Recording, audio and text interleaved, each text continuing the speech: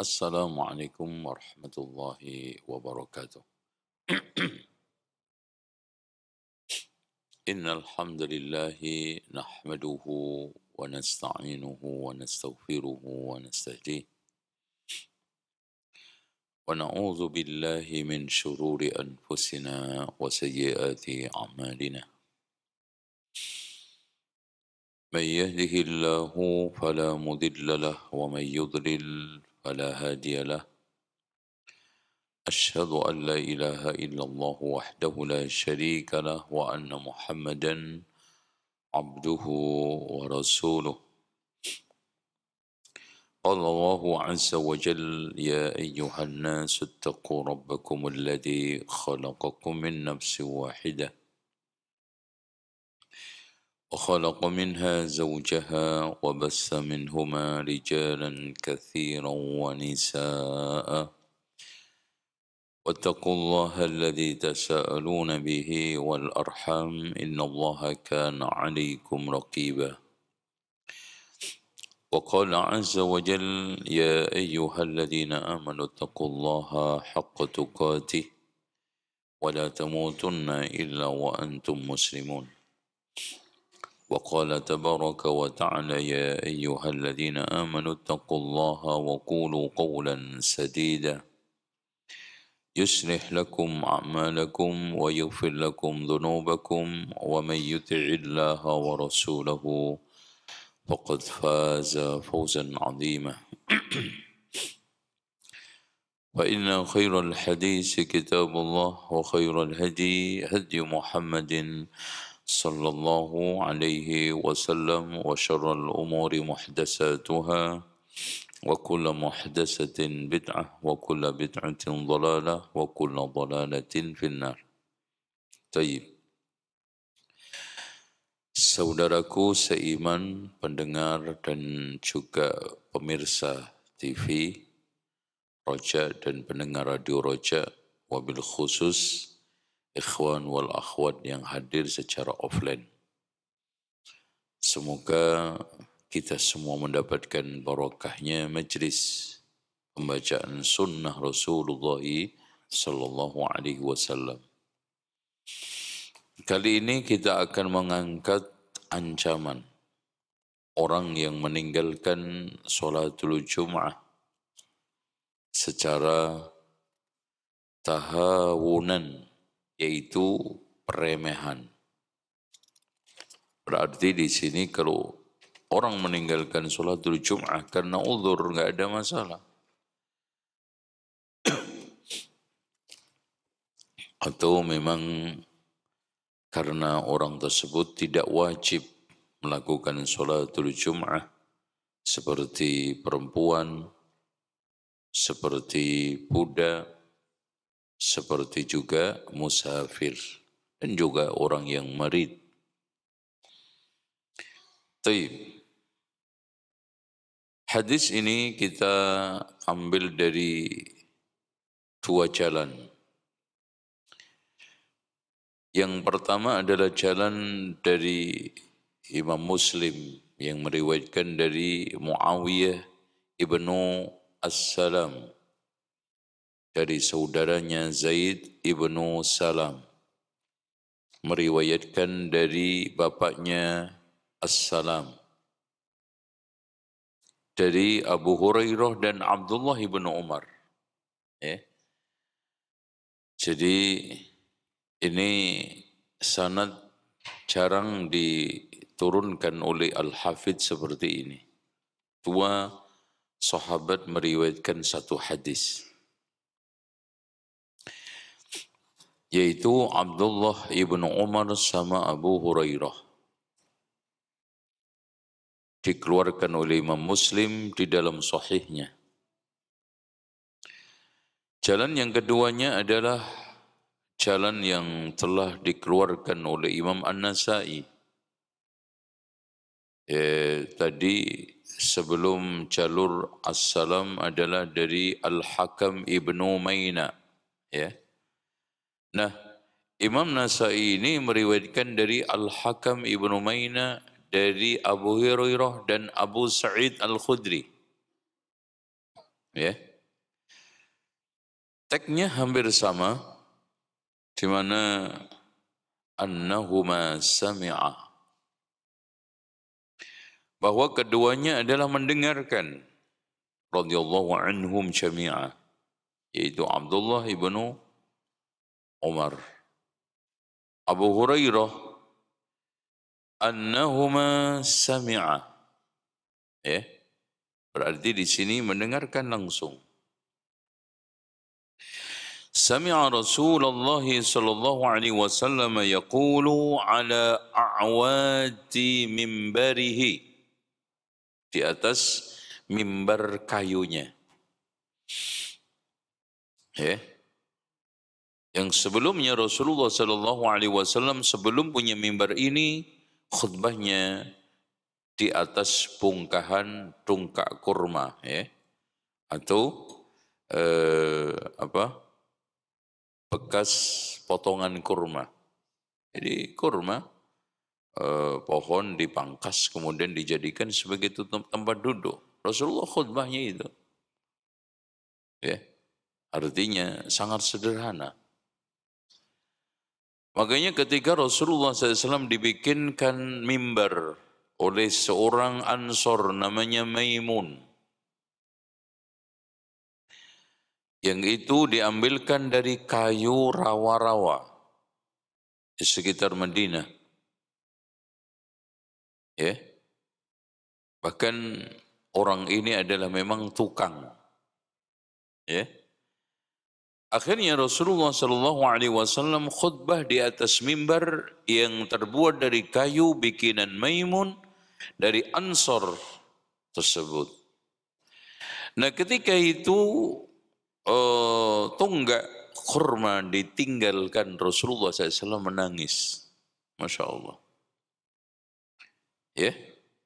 Dan ini menunjukkan ketinggian ketakwaan dan keimanan Rasulullah SAW. Ketinggian, kemuliaan dan kehebatan Rasulullah SAW. Sehingga sanggup, ya, berdialog dengan sesuatu yang tidak akan mungkin sama kita itu bisa berbicara. Gitu. Dan ini merupakan satu karamah buat Nabi. Namanya mukjizat. Karena kelebihan yang unik, khawariqul adah, yang keluar dari adat kebiasaan itu disebut karamah. Cuman kalau terjadi pada Rasul Nabi itu mukjizat, dan bila terjadi pada selain Rasul alias manusia biasa namanya karamah. Bahkan subhanallah pernah makanan Rasulullah SAW sendiri bertasbih. Ya, unta mengadu ke Rasulullah karena didolimi oleh majikannya. Dipekerjakan terus, tidak diberikan hak istirahat, makan secara cukup. Akhirnya dia ngadu.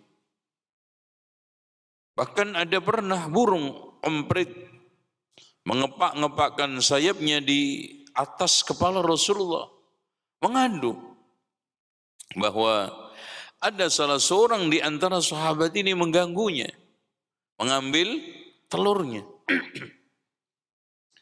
Yang akhirnya Rasulullah SAW mengatakan kepada mereka, rudduha rahmatan lahu, kembalikan sebagai bentuk rahmat buat dia. Allahu Akbar. Disitulah rahmatnya Islam. Enggak mungkin apalagi orang yang faham sunnah itu melakukan aksi-aksi jahat, teroris, dan berbagai macam pengerusakan. Apalagi melenyapkan nyawa. Coba bayangkan mengganggu telur burung emprit, ya, kecil. Makanya Rasulullah SAW juga pernah mengatakan kepada mereka yang membunuh burung yang tidak dimakan, ditegur keras. Jadi kalau memang dimanfaatkan, dimakan. Bagaimana dengan kaum muslimin atau sebagian kaum muslimin yang menangkap burung kemudian diminumin air keras untuk dikeraskan? Zalim ada. Ya, ini rahmahnya Islam. Menjaga lingkungan. Bukan hanya pada hewan-hewan saja, ikhwan. Bahkan Rasulullah SAW menjadikan ada 3 perkara yang terkutuk. Buang hajat di air mengalir, buang hajat di tempat jalan manusia, buang hajat di tempat pohon rindang. Itu enggak boleh. Ya. Ini semua tanda implementasi pelaksanaan pengejawantahan daripada wa ma arsalnaka illa rahmatan lil alamin. Itu fakta bentuk rahmatnya Islam kepada kita semuanya. Dengan demikian hadirin sekalian yang dirahmati oleh Allah, Islam itu rapi, Islam itu tertib, Islam itu bersih, Islam itu indah, Islam itu menjaga ketenangan dan kedamaian. Ya, andaikan mereka mengamalkan Islam sebagaimana pengamalan zaman Rasulullah, zaman Abu Bakar, Umar, Utsman, maka tidak akan mendapatkan kekacauan seperti sekarang ini yang menjauh daripada syariat sunnah Rasulullah sallallahu alaihi wasallam. Kita lanjutkan. Nah, mimbar ini ada 3 tangga. Ya. 3 ini apakah selain tempat duduk? Ada yang mengatakan termasuk tempat duduk. Tetapi Abu Hamid Al-Ghazali di dalam kitabnya Al-Khulasah, tempat duduk itu 3 ini tidak masuk. 3 itu tangganya saja, 1, 2, 3, dan itu logis. Ya, karena siapapun tidak akan pernah mengatakan tempat duduk itu tangga. Dan dari faktanya Rasulullah SAW ketika kedatangan Jibril lalu mengatakan di tangga pertama amin, tangga kedua amin, tangga ketiga amin. Kemudian duduk. Berarti tempat duduk beda dengan tangga.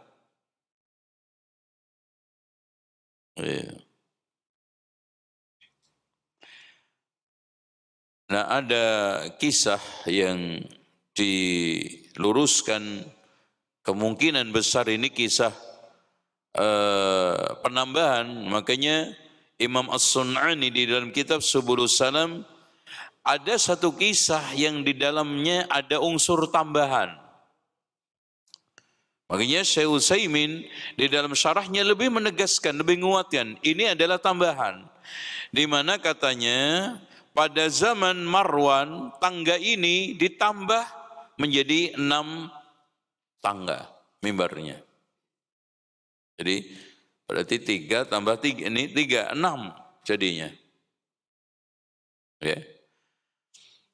Kemudian setelah itu diperintahkan oleh Muawiyah untuk diambil. Akhirnya ketika dicongkel dari Masjid Nabawi langsung terjadi kebakaran atau terjadi masalah bencana. Ya. Akhirnya dikembalikan lagi sampai akhirnya Masjid Nabawi terbakar pada tahun 654 Hijriah. Itu akhirnya mimbarnya Rasulullah SAW lenyap selamanya. Nah, tentang tambahan itu diambil oleh Marwan, disuruh oleh Muawiyah, ini masih perlu dipertanyakan riwayat ini. Tapi intinya memang yang benar mimbar Rasulullah SAW akhirnya lenyap selamanya karena terbakar. Bersama kebakaran Masjid Nabawi pada tahun berapa? 654 Hijriah. Itu ya, hilang. Taib. La yantahiyanna aqwamun, kata Rasulullah SAW, la. Di sini adalah takkid, menguatkan sungguh. Ini makanya kalau di dalam ilmu alat nahwu sharaf, lam di sini adalah lamut taukid. La yantahiyanna aqwamun, Contoh di dalam hadis Rasulullah SAW melarang seseorang ketika sholat melihat ke atas. La yantahiyanna aqwamun min raf'i basarihim ila sama. Aw la tukhtafanna absaruhum. Hendaknya sekelompok kaum itu menghentikan ketika sholat memandang ke atas. Atau semoga disambar itu pandangannya sehingga hilang. Didoakan buruk oleh Rasulullah. Makanya kalau noleh kanan kiri makruh, kalau sudah ke atas haram. Ya. Makanya kalau nengok sandal boleh, makruh. Ya, umpamanya di sholat Id takut sandalnya pindah tangan. Ya, tapi makruh. Tapi kalau seandainya sampai membelokkan dada, maka batal. Berarti di sini insiraf, ya berpaling. Ya. Nah di sini tagnya la yantahiyanna aqwamun an wada'ihimul jumu'at. Hendaknya sekelompok kaum menghentikan untuk meninggalkan sholatul jum'ah tahawunan, karena meremehkan. Karena di sana ada satu lafaz, man taraka salasa jumu'atin tahawunan biha. Nah ini ya. Barang siapa yang meninggalkan sholat Jumat 3 kali dalam konteks meremehkan. Berarti kalau karena uzur enggak ada masalah. Khatamallahu ala qalbihi, Allah khatam. Dan yang dimaksudkan adalah ya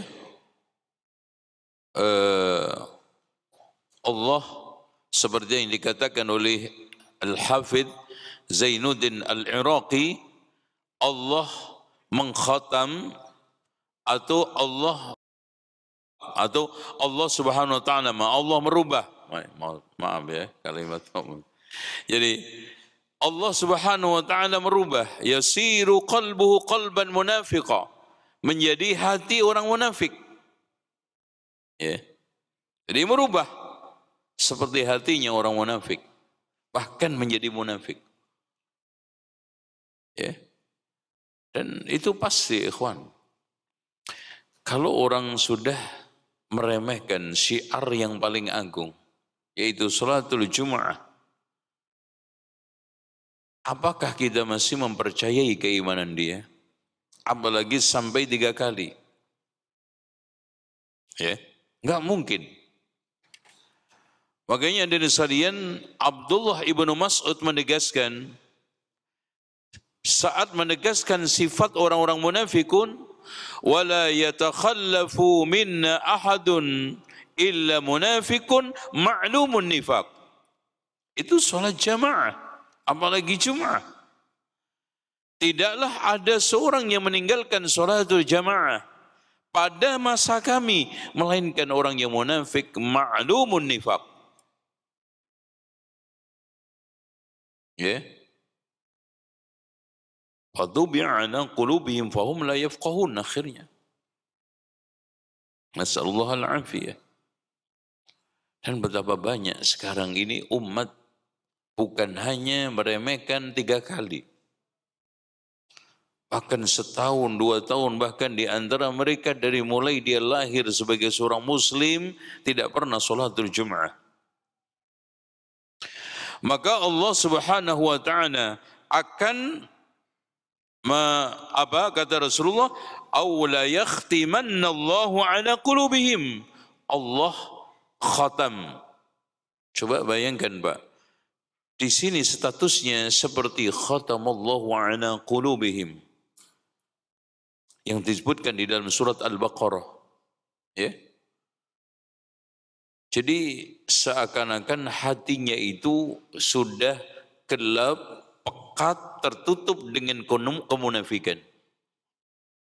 Sehingga tidak ada kesadaran lagi, tidak ada sensitivitas lagi, pendengarannya juga sudah tidak akan lagi tertarik dengan sholatul Jum'ah.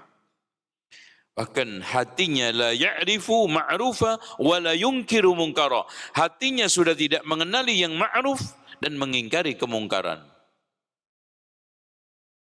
Yang ini adalah hati orang-orang yang dikatakan oleh Rasulullah SAW sudah tertimpa fitnah. Fitnah. Ya. Kalkuzi muskhiya. Jadi fitnah yang menimpa hatinya pekat, kelam, kalla bal rana ala qulubihim ma kanu yaksibun, diumpamakan oleh Rasulullah SAW seperti gelas kotor tertelungkup. Di dalam hadis yang dikeluarkan oleh Imam Muslim. Maka ini merupakan satu ancaman berat. Wa'idun syadid. Dan ini sekaligus juga menjelaskan betapa besarnya kemuliaan salatul Jum'ah. Betapa besarnya syiar salatul Jum'ah. Ya. Sebegitu kuat Allah menjaganya supaya tidak dilecehkan, supaya tidak ditelantarkan, supaya tidak diremehkan. Orang yang meninggalkan 3 kali, apalagi 4, 10 kali, itu sudah dicetak hatinya seperti hati munafikun, bahkan munafik. Enggak seperti lagi. Makanya Rasulullah SAW yang lanjutkan, summa la yakununna minal ghafilin, kemudian termasuk orang-orang yang lalai. Ini menunjukkan ikhwan, dosa itu melahirkan dosa. Dan inna Allah la yughayyiru ma biqaumin, istiqamah, Islam, iman, takwa, bahkan hidup tenang di atas sunnah tidak akan berubah kecuali kaum itu yang merubah dengan bid'ahnya, merubah dengan kemaksiatannya, merubah dengan kesyirikan dan kekufurannya. Innallaha la yughayyiru ma biqaumin, tauhid, sunnah, ketaatan, hatta yughayyiru ma bi anfusihim, dengan syirik, dengan bid'ah, dengan ketauhidan dia ini, kemaksiatan dia kepada Allah Subhanahu wa taala. Oleh karena itu, orang yang sekarang ini teledor terhadap salatul jamaah dan Jum'ah, segera bertaubat, taubatan nasuha. Ya, taubatan nasuha yang dikatakan oleh para ulama. Apa itu taubatan nasuha? Taubat yang sidqun wa ikhlas, jujur dan ikhlas. Bukan karena sekarang berhenti merokok, karena jantungan, berhenti minum khamr, karena sekarang ini liver, enggak. Dia meninggalkan semuanya karena Allah, ikhlas. Orang yang seperti ini, Pak, akan diberikan kemudahan oleh Allah meninggalkan apapun, termasuk kebiasaan-kebiasaan yang sudah nyandu berpuluh-puluh tahun. Hanya hitungan waktu 1 hari. Tapi kalau berangkatnya bukan karena itu, lambat. Dan sering kumat-kumatan. Yang kata orang awam, tomat. Apa itu? Tobat gampang kumat. Ya. Kenapa? Enggak ada keikhlasan, enggak ada kejujuran. Fatubu ilallahi jami'an ayyuhal mu'minuna la'allakum tuflihun. Al-falah, keberuntungan itu taubat nasuha. Dengan memperbaiki hadirnya, bahkan bukan hanya mepet terus. Kalau bisa saat pertama mendapatkan unta, saat kedua mendapatkan apa? Sapi, ketiga kambing, keempat ayam, kelima telur. Ya tapi jangan tiap hari telur. Dari mang. Itu. Ya. Summa la yakununna minal ghafilin. Baik. Ikhwas sekalian, ada sedikit yang ingin Anda jelaskan. Dari hal ini kita bisa simpulkan bahwa dari kesimpulan an-nahyu syadid an tarki salatil jumu'ah, larangan berat dan merupakan ancaman yang tidak ada tafsirannya lagi. Bagi orang yang meninggalkan salatul Jum'ah, ya, diancam di dunianya termasuk orang-orang yang ghafilin. Ya. Al-ghaflah. Dan ini merupakan satu sanksi agama paling berat, Pak. Kalau orang sekarang diberikan azab oleh Allah berupa penyakit, masih enteng. Berkurangnya rizki, masih enteng. Tidak ada satu azab yang paling pedih melainkan orang itu dibikin oleh Allah lalai dan dihinakan oleh Allah Subhanahu wa taala, akhirnya jauh dari kebenaran. Itu azab yang paling berat. Jadi makin hari hatinya dibikin oleh Allah makin keras, makin hari hatinya dibikin oleh Allah jauh dari kebenaran, makin hari hatinya dibikin oleh Allah senang dan condong kepada kemaksiatan, benci kepada keburukan. Kebaikan. Karena tanda orang beriman kata Rasulullah, kata Allah Subhanahu wa taala, wa'lamu anna fikum Rasulullah law yuti'ukum fi katsirin minal amri la'anittum walakinna Allah habbaba ilaikumul iman. Yang bikin kita itu senang iman siapa? Allah. Yang bikin kita senang kepada ketakwaan dan ketaatan Allah. Walakinna Allah habbaba ilaikumul iman wa zayyanahu fi qulubikum. Coba kalau seandainya kita itu dibikin indah memandang kekufuran dan kefasikan, apa enggak ngeri? Betapa banyak orang di sekitar kita bukan dibikin indah memandang keimanan dan sunnah, tetapi sebaliknya dibikin setan indah memandang kekufuran, kesyirikan dan kebid'ahan. Buktinya mereka bela mati-matian. Bahkan siang malam waktunya dihabiskan untuk apa? Membela kebid'ahan. Menjadi penyerang paling dahsyat untuk menyerang sunnah. Siapa itu semua yang bikin Allah? Walakin Allah habbaba ilaikumul iman wa zayyanahu fi qulubikum wa qarraha ilaikumul kufra wal fusuq wal isyan. Alhamdulillah. Makanya dari sekalian sesuatu yang paling mahal di dalam hidup muslim itu adalah hidayah. Makanya ketika penghuni surga masuk surga, yang disyukuri pertama kali itu bukan bidadari yang cantik, pasangannya yang tampan, istananya yang megah, tidak. Wa qalu alhamdulillahilladzi hadana lihada wa ma kunna linahtadiya laula an hadana Allah. Alhamdulillah ya Allah. Kalau bukan karena Allah memberikan hidayah saya, maka saya tidak akan termasuk orang-orang muhtadin. Terus kemudian kaum muslim mukmin dianjurkan untuk mendatangi Jum'ah dalam keadaan paling sempurnanya.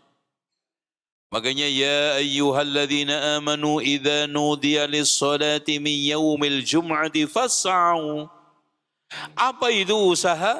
Usaha mengambil pakaian paling bagusnya, usaha dandan paling bagusnya, usaha mandi paling bersihnya, usaha datang paling waktu segeranya. Itu ya. Makanya khudu zinatakum inda kulli masjidin, sampai ditafsiri oleh para ulama, ambillah sandalmu terbaik ketika kamu masuk masjid. Masya Allah, dari sini juga memakai sandal sunnah. Tetapi antum lihat juga, ya mungkin enggak gitu kan gitu. Hujan, Masya Allah sandal antum baru dari kebun, masuk ke masjid rojak kayak begini, udah kiamat sughra kan gitu. Itu namanya memahami fikih yang saklek. Tapi intinya bukan suatu hal yang salah, bahkan sunnah. Makanya Rasulullah SAW pernah sholatul jamaah pakai sandal, karena ada kotorannya dilempar. Sahabat yang di belakangnya ngelempar juga. Setelah sholat, kenapa kalian ngelempar sandal? Ya Rasulullah, kami melihat kau lempar sandal, kami juga lempar. Tadi Jibril datang kepadaku mengkabarkan bahwa di bawah sandal saya ada kotoran. Masya Allah. Hanya sekedar najis. Yang itu di bawah sandal tertutup. Jibril datang mengkabarkan. Masa ini merupakan suatu acara spektakuler tahunan berupa maulid Nabi Rasulullah SAW nggak diberitahu Jibril kalau itu sunnah. Kalau itu baik. Dan juga hal-hal yang lainnya. Coba bayangkan. Hal yang itu adalah masalah kebersihan personal, individual. Bukan suatu ibadah yang kolektif yang dilakukan secara spektakuler tahunan dengan berbiaya besar.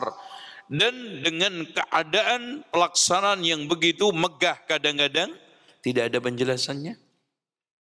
Sementara sholat Jum'ah ada, jamaah ada, haji ada, Arafah ada.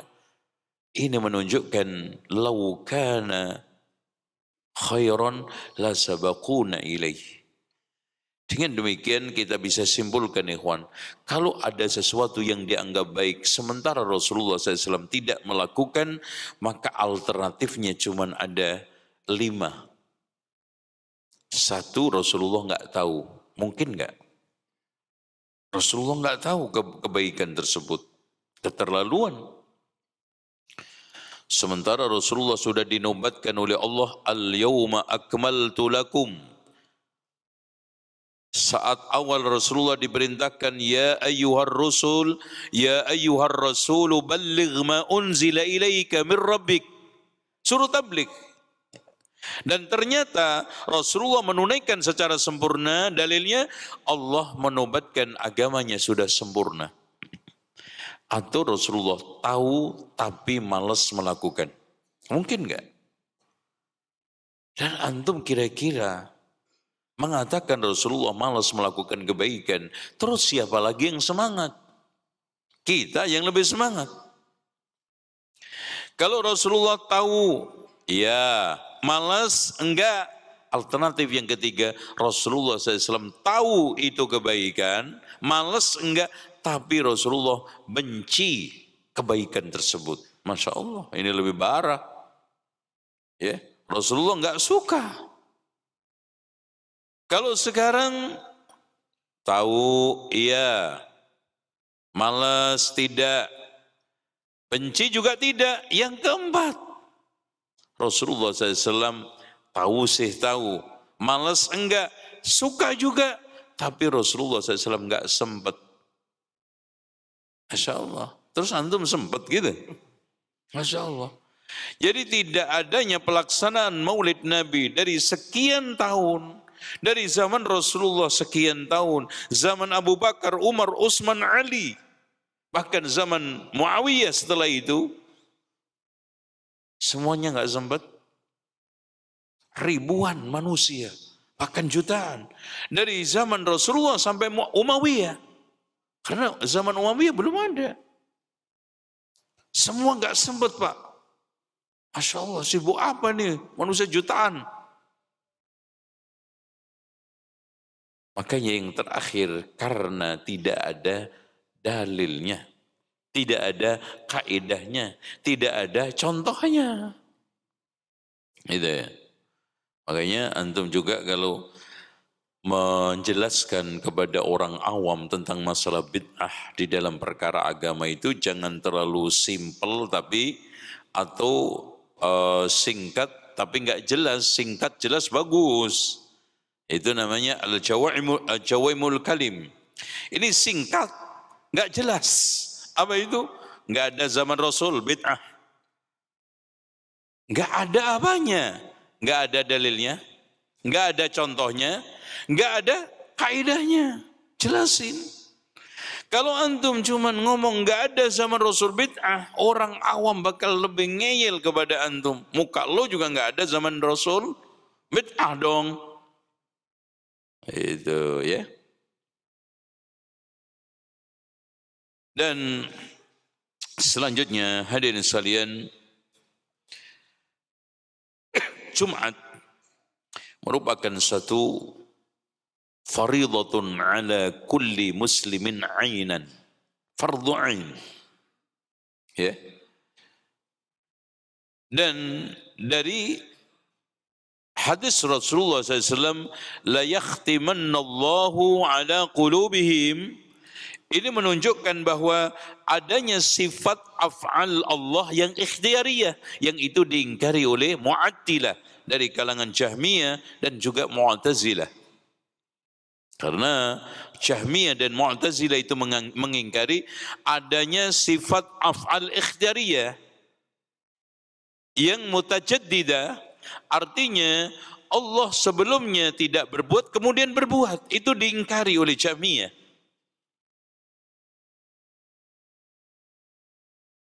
Tetapi ahli sunnati wal jamaah mengakui adanya apa? Af'alullahil ikhtiyariyah. Alasannya mereka mengingkari itu karena itu adalah hadis dan Allah tidak tertimpa hal yang hadis. Ya ikhwah sekalian, dalil kita berbicara Allah itu fa'alul lima yurid. Ya. Allah mengerjakan apa saja yang Dia kehendaki. Bahkan Allah nanti akan mengajak bicara kepada seluruh manusia. Dan di antara Allah dengan Dia itu tidak ada penerjemah. Berarti belum sekarang. Allah belum bicara, nanti bicaranya satu persatu.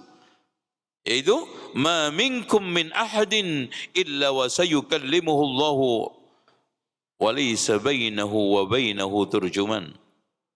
Tidaklah di antara kalian melainkan pasti akan diajak, baru nanti akan diajak bicara oleh Allah satu persatu, antara dia dengan Allah tidak ada penterjemah.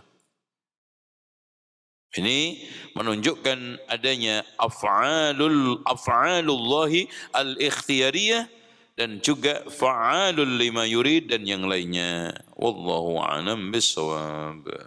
Baik. Sekarang kita buka tanya jawab, tafadhal. Nah Ustaz, jazakallah khairan, barakallahu fikum atas materi yang telah disampaikan di kesempatan sore hari ini. Ikhwatal Islam azani Allah wa iyyakum. Kami akan buka sesi interaktif soal jawab dan juga kepada para jamaah yang ada di Masjid Al-Barkah bisa menulis pertanyaannya untuk bertanya seputar pembahasan yang disampaikan oleh beliau. Kita angkat terlebih dahulu melalui layanan chat WA Ustaz yang sudah masuk.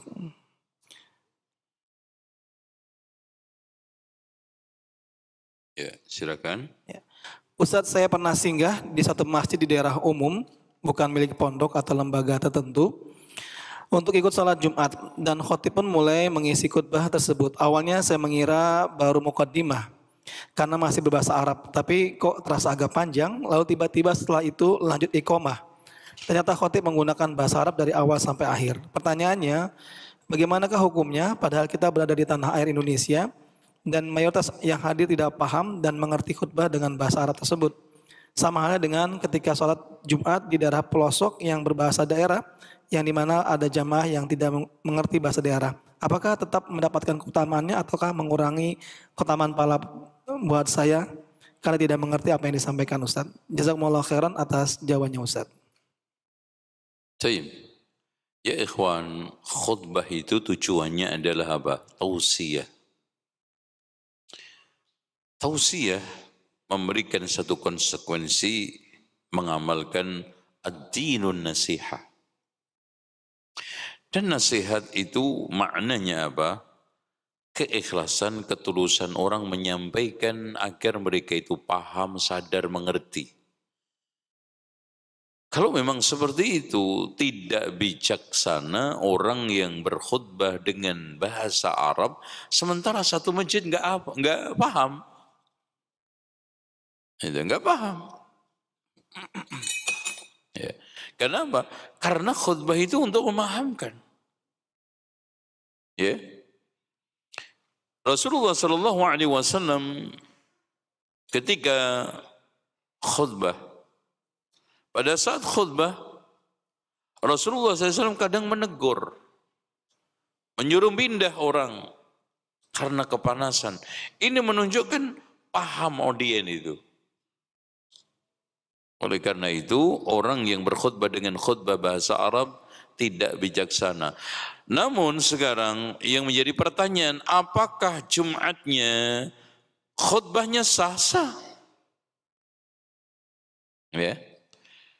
Makanya di sini katanya Syekh Utsaimin di dalam kesimpulan beliau, annahu yanbaghi fil khutab, hendaknya seyukyanya seorang ketika berkhutbah ayyadhkura fiha ma yunasibul maqam, hendaknya menuturkan, mengingatkan sesuatu yang sekarang ini sesuai dengan makamnya. Sehingga temanya itu apa? Temanya realistis. Temanya itu mengakar. Temanya itu menyentuh kepada audien. Gitu ya. Makanya Rasulullah SAW ketika kedatangan Badui, dan ini juga saya ingatkan kepada teman-teman khatib siapapun memulai, ya, karena sekarang ini Masya Allah ya, kering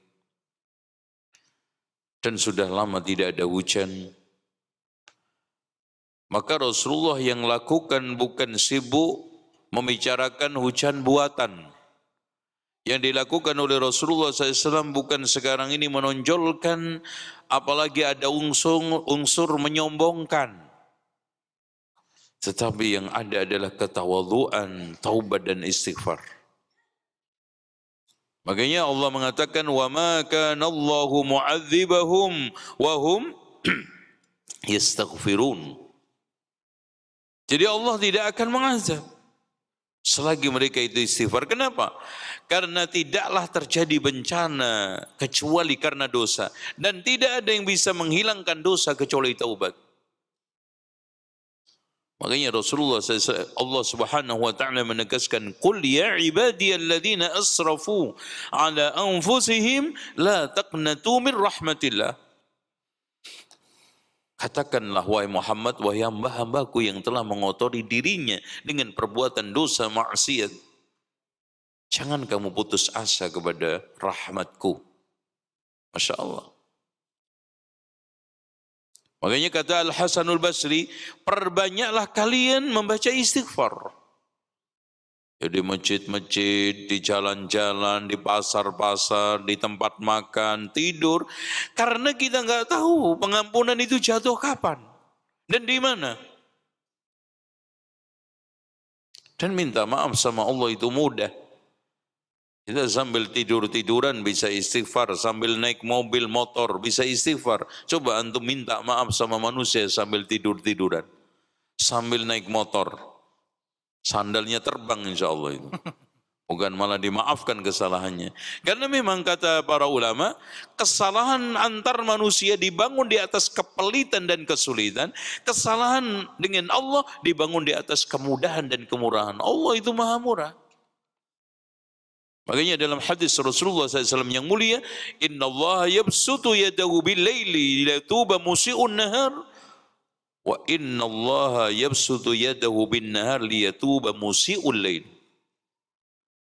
Allah membuka, menghamparkan tangannya pada waktu malam hari untuk menerima taubat hambanya yang salah pada waktu siang hari, dan membuka, menghamparkan tangannya pada siang hari untuk menerima taubat hambanya yang salah pada waktu malam hari. 24 jam. Sama dengan orang yang berbicara gini Pak, ada orang kaya raya, Masya Allah, mengatakan kepada orang kanan kirinya, mungkin sekelurahan, saudara-saudara sekalian, silakan Anda mampir ke rumah saya kapan saja 24 jam, makan sekenyangnya. Salah tidak kalau andaikan di antara mereka ada sampai kelaparan, pada dibuka 24 jam, ya salahnya yang nggak makan, salahnya yang nggak mampir, salahnya yang nggak mendengarkan maklumat itu. Makanya kita manfaatkan setiap saat kita, terutama wabil asharihum yastaghfirun. Setelah kita tahajud, waktu sahur istighfar, Masya Allah, dahsyat. Ya seperti itu. Wallahu a'lam bishawab. Nah Ustaz, Jazakumullah khairan wa barakallahu fikum atas jawaban yang telah antum sampaikan Ustaz, dan kita akan angkat melalui telepon dari penanya lewat telepon. Dipersilakan kepada penanya. Assalamualaikum warahmatullahi wabarakatuh. Waalaikumsalam Assalamualaikum warahmatullahi warahmatullahi wabarakatuh. wabarakatuh. Izin bertanya Ustaz. Azan 2 kali di hari Jumat Ustaz. Ya, Pertama azan waktu masuk waktu. Kemudian setelah itu ada jemaah yang sholat 2 rakaat. Kemudian muadzin azan lagi. baik. Didahului dengan membaca surat Al-Ahzab ayat 56. Kemudian khotib naik ke mimbar. Baik. Nah, yang ingin saya tanyakan, azan 2 kali ini apa termasuk bid'ah Ustaz? Baik. Baik. Ikhwas sekalian, syukuran ya. Cukup. Ya, terima kasih Pak. Silakan Ustaz. Azan yang kedua adalah sunnah yang dilakukan oleh Utsman ibnu Affan.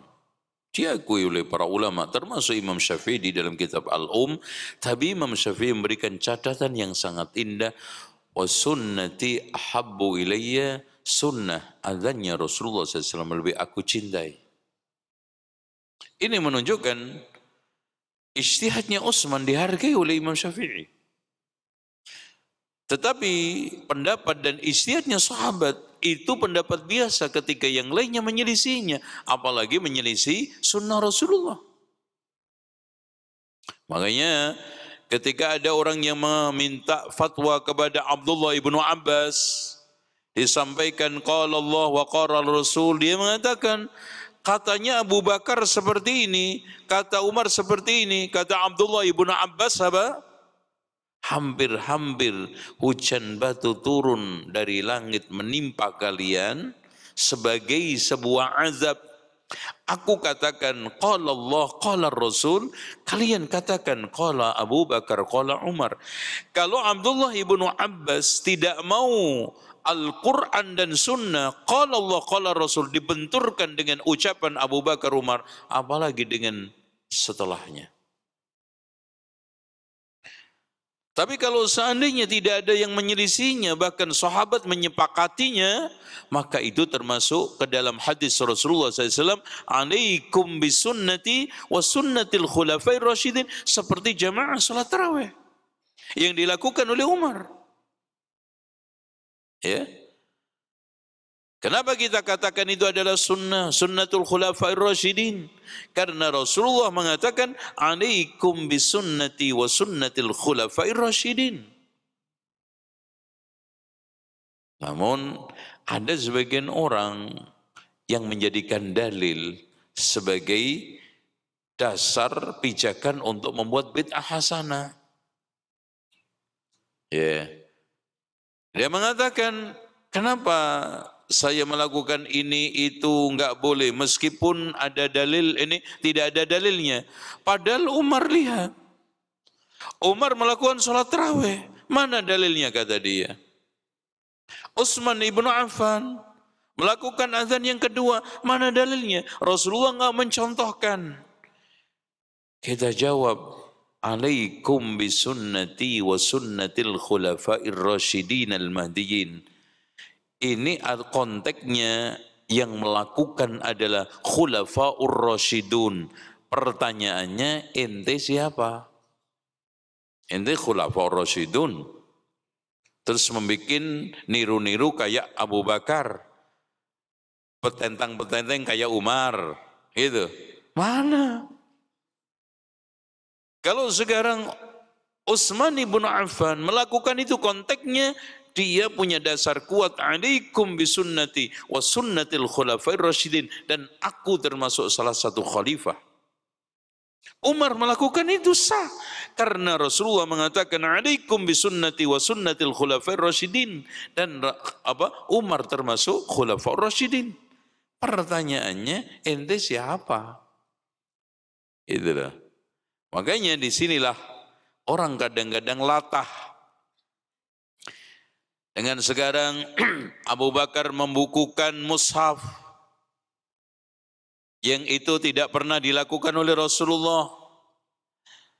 Dengan Umar bin Khattab melakukan salatul jamaah tarawih di masjid. Utsman melakukan adzan yang kedua. Pertanyaannya, terus kamu jadikan sebagai dalil bid'ah hasanah. Abu Bakar itu siapa? Ketika beliau membukukan mushaf, konteksnya ketika itu beliau menjadi apa? Khalifah. Umar juga begitu, menyatukan umat salatul jamaah di masjid tarawih, khalifah. Dan begitu juga Utsman ibnu Affan ketika mengadakan adzan yang kedua, konteksnya beliau menjadi khalifah. Dan itu semua sah berdasarkan hadis Rasulullah, alaikum bisunnati wa sunnatil khulafair rasyidin. Pertanyaannya ada, alaikum bisunnati wa sunnatil qiyayat wa sunnatil abuyat wa sunnah enggak ada. Tetapi tadi, apa yang diijtihadkan oleh Khulafaur Rasyidun, bila itu disepakati oleh para sahabat, maka itu termasuk ijma'us sahabat. Kalau ada yang menyelisihinya, murni itu adalah ijtihad biasa. Masuk ke dalam umumnya, ucapan Imam Malik apa? Kullun yu'khadhu wa yutrak min qawlihi illa sahibu hadzal qabr. Masing-masing orang bisa diambil dan ditolak pendapatnya, termasuk Abu Bakar, termasuk Umar, Utsman. Kecuali yang punya kuburan ini. Imam Malik tidak mengecualikan lebih daripada Rasulullah. Kecuali yang punya kuburan ini siapa? Rasulullah. Makanya Abdullah ibnu Abbas ketika pendapatnya yang sudah dikuatkan dengan dalil qala Allah wa qala Rasul dibenturkan dengan qala Abu Bakar Umar, dia tidak terima, bahkan sampai mengancam hampir-hampir hujan batu turun dari langit sebagai azab. Makanya Imam Ibnu Qayyim menegaskan al-ilmu ma qala Allah wa qala Rasul wa qala as-sahabah. Itu ilmu. Maksudnya ilmu agama itu hanya didapatkan diambil dari qala Allah fi kitabihi wa qala Rasul fi sunnatihi wa qala as-sahaba fi ijma'ihim. Itulah makna dari firman Allah, wa may yushaqiqir rasula min ba'di ma tabayyana lahul huda wa yattabi' ghaira sabilil mu'minin. Siapa? Ijma'us sahabat. Nuwallihi ma tawalla wa nuslihi jahannam wa sa'at masira. Itu tegas. Ya, wallahu a'lam. Fadhal. Kita akan angkat satu pertanyaan kembali mulai chat WA dengan Hasan di Pamulang, Tangerang Selatan. Ustadz, apakah jika 3 kali berturut-turut meninggalkan sholat Jumat bisa dikatakan kafir, Ustadz? Syukran, Ustadz. Kafir. Iya, kafir. Hadirin sekalian, teks yang telah dihadirkan oleh Rasulullah SAW itu khatamallahu ala qalbih wa la yakununna minal ghafilin. Berarti di sini tidak sampai dia itu kafir. Bahkan Imam Al-Iraqi, Al-Hafidh Zainuddin Al-Iraqi menegaskan artinya Allah menjadikan hati seorang itu seperti hatinya orang munafik. Dan ini dikuatkan dengan pernyataan Abdullah ibnu Mas'ud tadi. Tidaklah ada orang yang terlambat, orang yang absen dari sholatul jamaah kecuali apa? Munafikun ma'lumun nifaq. Munafik yang jelas-jelas nifaknya. Tetapi jangan juga kita itu meremehkan. Karena munafik yang kecil ini akan menjadi munafik yang bibit munafik yang besar. Di dalam keterancaman. Makanya sahabat-sahabat yang ketika terpengaruh orang-orang munafikun sehingga tidak ikut perang Tabuk diberikan peringatan oleh Rasulullah keras. Tidak dikasih salam, jabat tangan, bicara sampai akhirnya 50 hari Allah terima taubatnya. Coba. Kenapa? Karena itu bahaya. Bisa menjeburkan kepada kemunafikan yang lebih besar. Munafik yang mengeluarkan orang dari Islam. Dan akhirnya nanti di akhirat kata Allah, innal munafikina fid darkil asfali minan nar. Ya, wallahu a'lam. Nah Ustaz, jazakumullah khairan wa barakallahu fikum Ustaz atas jawaban yang telah disampaikan. Dan untuk berikutnya, ikhwatal Islam azani Allah wa iyyakum, kita angkat mulai telepon. Iya, silakan.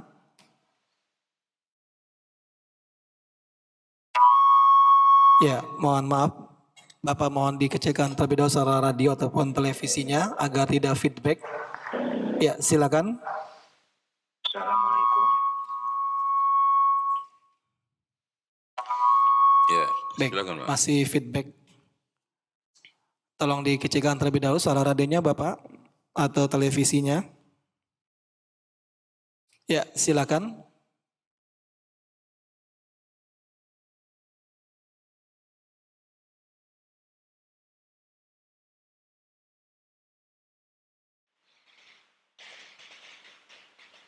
Ya, silakan. Baik, mohon maaf masih feedback. Kita akan angkat pertanyaan dari penanya kita yang ada di Masjid Ustadz. Ustadz mohon dijelaskan secara detail tentang ketentuan sholat Jumat yang mendapatkan pahala seperti sholat Jumat yang pertama dapat unta, sapi, kambing, dan seterusnya. Ustadz. Mohon Ustadz berikan penjelasan Ustadz. Penjelasannya. Iya Ustadz. Nah. Baik. Ikhwan sekalian, Rasulullah SAW menegaskan dengan takfaka'annama. Ya.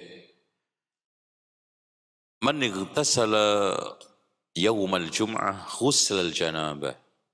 Summa atal jum'ah faka'annama qarraba apa?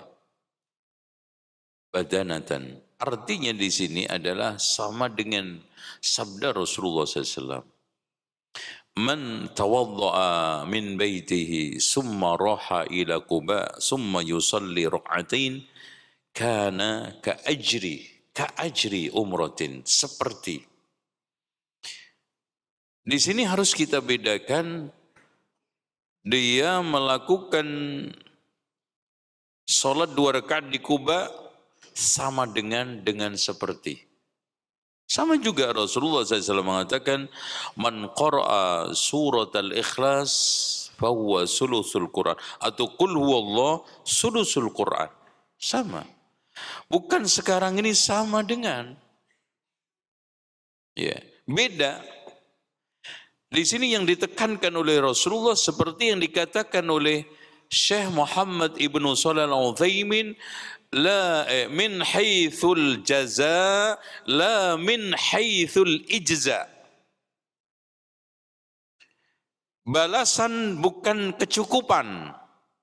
Apa maknanya? Orang yang membaca surat Al-Ikhlas, Qul huwallahu ahad, bukan sekarang sama dengan membaca sepertiga Quran, tapi pahalanya sepertiga Al-Quran. Dalam konteks seperti ini, andaikan ada orang nazar membaca separuh daripada Al-Quran, atau sepertiga, tiba-tiba malas, udah deh gue baca Qul huwallahu aja, nggak bisa. Atau ada orang yang sekarang ini nikah, ya, kawin dengan mahar menghafal Al-Quran sepertiga. Ternyata setelah akad nggak bisa menghadirkan hafalan itu. Sama KUA, Pak, saya baca Qul huwallahu aja, Pak. Loh, kok Qul huwallahu? Ini tertulis menghafal Al-Quran sepertiga. Loh, kata Rasulullah kan Qul huwallahu sepertiga Quran.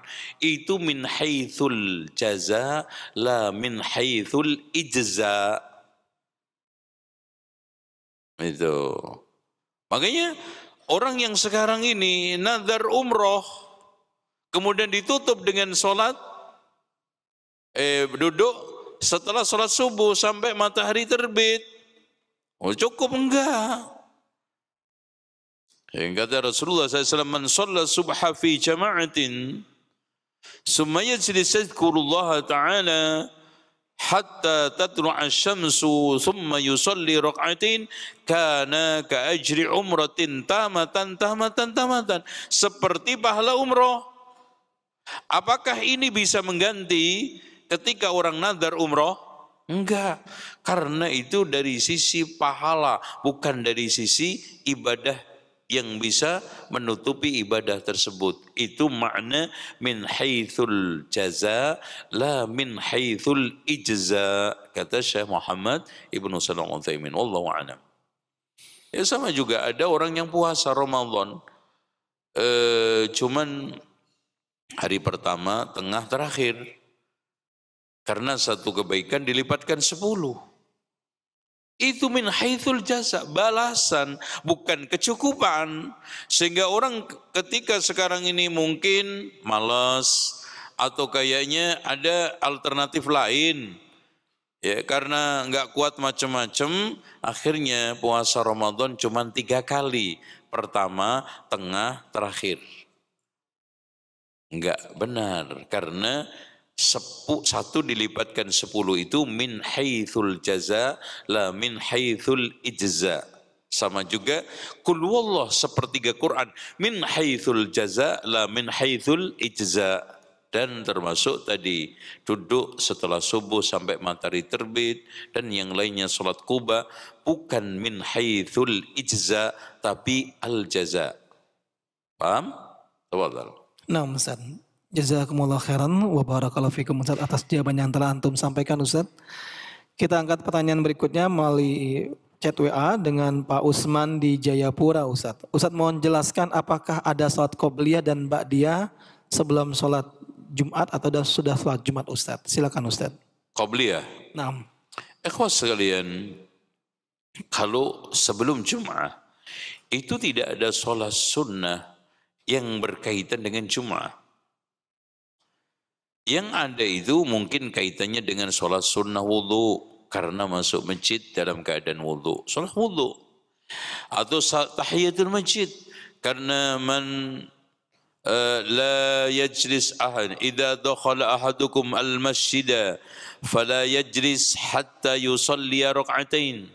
Jika di antara kalian masuk ke masjid jangan duduk sebelum sholat 2 rakaat.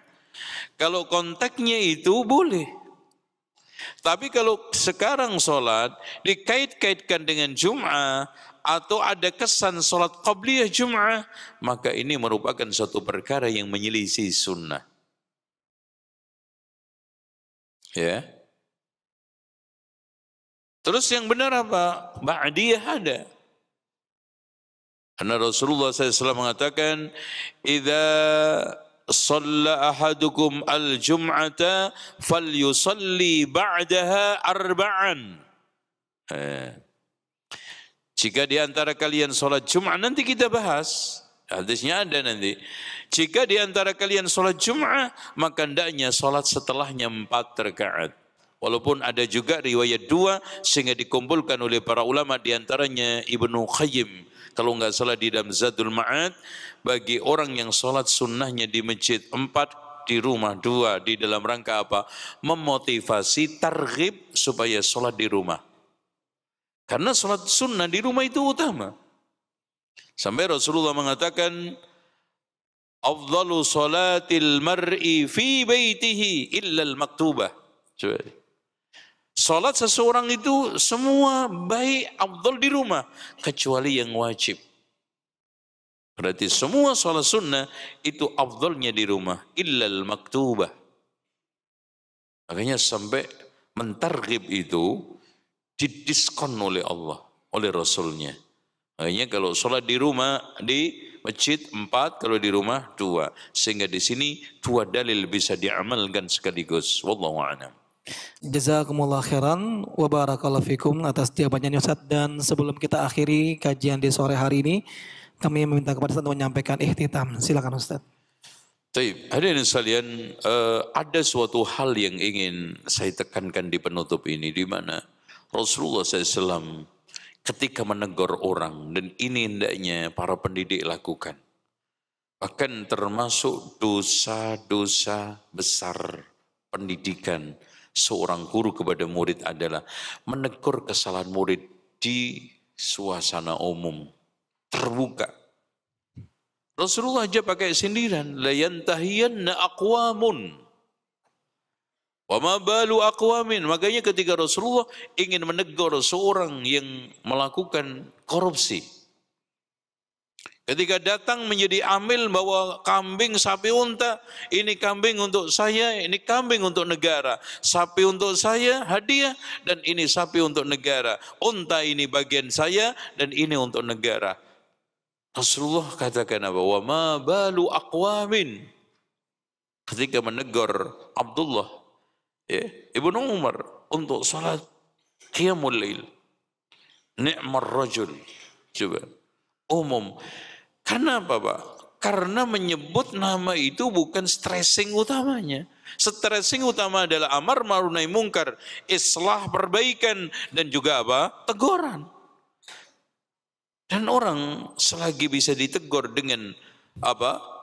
Kamuflase, kalimat umum, tidak menukik, tidak tunjuk hidung, manfaat berubah. Kenapa kita harus tunjuk hidung? Dan ini kita harus pakai di dalam masalah pendidikan.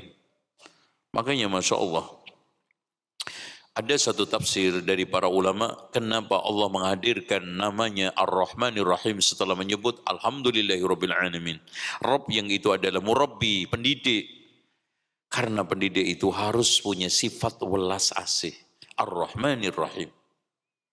Sebagai seorang pendidik, welas asih adalah tidak mempermalukan murid, tidak sekarang menjatuhkan harga diri murid, tidak sekarang memutuskan harapan, mencemarkan nama baiknya, apalagi memutuskan harapan ekspektasi pendidikan dia, yang akhirnya dia itu kapok belajar. Contoh, pernah ada seorang guru mengatakan ke murid, dasar udah goblok miskin, udah miskin goblok, waduh itu kiamat sukro bagi dia, nggak akan sekolah lagi. Rekreasi aja ke kebun binatang disama-samin sambil guyon tuh, itu teman ente naik, itu aja mangkel. Makanya hati-hati, ketika negor, tegurlah dengan kalimat umum. La yantahiyanna aqwamun min raf'i absarihim ilas sama. Padahal Rasulullah tahu yang ngangkat pandangan ke langit itu siapa. Rasulullah tahu yang meninggalkan Jumat itu siapa.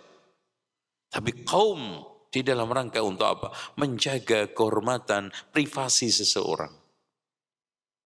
Itulah etika yang paling terindah, amar ma'ruf nahi mungkar dan dakwah, serta pendidikan mengajar anak kita. Demikian, mudah-mudahan manfaat.